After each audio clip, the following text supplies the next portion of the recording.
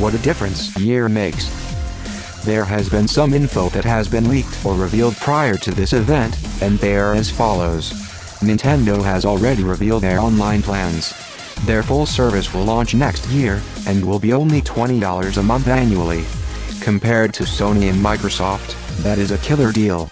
If Nintendo can manage to have a variety of multiplayer games that the other consoles have, then it wouldn't surprise me if many gamers would cancel their online subscriptions for Xbox Live and PSN and opt in on Nintendo Switch Online. Mario Rabbids Kingdom Battle has been leaked. It will be a strategy RPG. Until I see some footage that impressed me, I am not yet interested. There will also be a contraption for voice chat on Splatoon 2 made by Hori, but I don't do voice chat, so that doesn't concern me. Aside from all that, Nintendo's figureheads have been promising a very big E3 this year. I am hoping for tons of big games, as I am with Sony and Microsoft. I know people are very excited at how much third-party support that the Switch might have this year, but that should be business as usual. What is a very exciting time for Nintendo is an ordinary week for Sony. That might be harsh, but it's true. Even if Western AAA developers may not produce many games for the Switch, the Japanese and indie developers will still have it covered. For somebody who has an Xbox, I yearn to play many games that it doesn't have. With the Switch though, there might be some games that I can play now without needing to own the PS4. Disgaea 5 for example.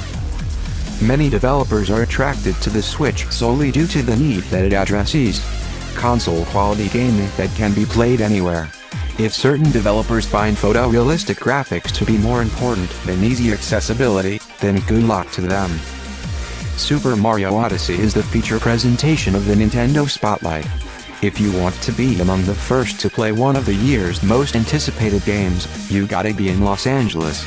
Also to be heavily featured, and going to be played in sports tournaments are Splatoon 2, and ARMS, which is actually releasing the day after the last day of the convention. Nintendo is likely only giving themselves an hour for their presentation once again. An hour to reveal various games for their two consoles, while Ubisoft will likely have a 2-hour presentation again. An hour is not as bad as people might think though. If they show a game every 2 minutes, then that's 30 different games. I'm thinking they'll show us a few major Switch games, download-only games, classic games, and then a portion of 3DS games, because I have a feeling they're still going to support the 3DS. I just have a gut feeling that the next Pokémon game will be for the 3DS. How terrible would that be? If the next Pokémon game will be for the 3DS, like oh my god. I wouldn't even describe how the majority of Nintendo fans would feel. If there's going to be a new Pokémon game for the Switch, I don't think it's going to just be copied and pasted from Pokémon Sun and Moon. The Switch is more capable of better visuals than the 3DS. People think a new Metroid game is very likely. I am hoping that it's a 2D Metroid game, and it's an even greater game than Castlevania Symphony of the Night. They haven't made a 2D Metroid in forever, and I figure if they make another, then it's got to be something like that. Super Smash Bros. For the Switch is also very likely. They will probably combine the content from both the previous games and include all the DLC in it. I don't believe that it will come this year, but by no later than March 2018. I also believe that Super Mario Maker will get a Switch port as well. They said they were planning tons of updates for the game, but I don't feel they've delivered on them on the Wii U version. There are a lot of studios within Nintendo, at least 5, in which we don't know what they're working on. Next Level Games, Retro Studios, Alpha Dream, HAL Laboratory, and Sakurai.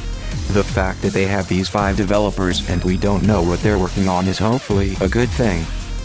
And don't be surprised if Mario Kart 8 Deluxe will have plans for DLC. Like the original Mario Kart 8, they could plan 3 different packs. I feel that Nintendo will want third-party characters to urge more sales. Sonic, Pac-Man, and Mega Man. Either all 3 in one pack or 1 in each pack. Nintendo is going to want that, as is Sega, Namco, and Capcom. Pac-Man has appeared in the Mario Kart game before, so I wouldn't bet against that possibility. But for that online service to be worth the money, they'll need a lot of multiplayer games. There are some games that don't seem that likely to me.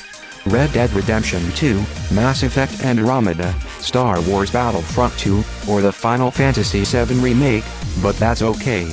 If more games such as Madden, Call of Duty, Rocket League, Hearthstone, Overwatch, Tekken 7, Injustice 2, Marvel vs. Capcom Infinite, For Honor, Gang Beasts, Quake Champions, Borderlands, Gwent, and The Crew 2 are all announced to come to the Switch, then they have tons of people sold on online right there.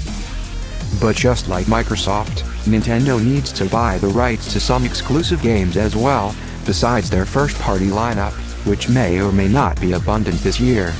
Beyond Good and Evil 2 is a rumored-timed exclusive game.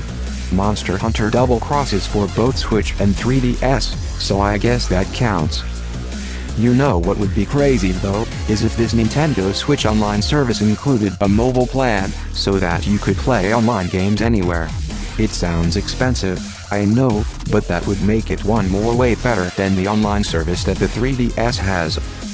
So, that was my preview for the Nintendo Spotlight. If you haven't listened already, check out my previews for Sony's E3 experience as well as Microsoft's E3 briefing. Enjoy E3 and let's hope for an incredible year of games.